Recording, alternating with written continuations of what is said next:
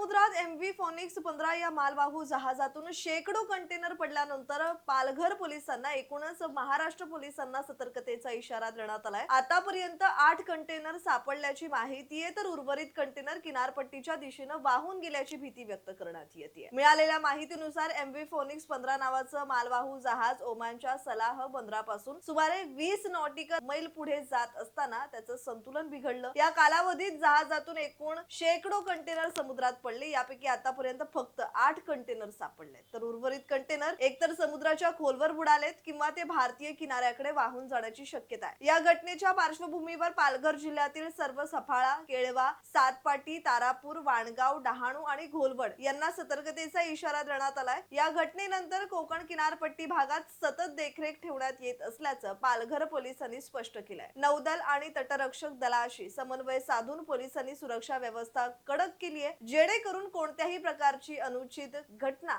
टाळता येईल।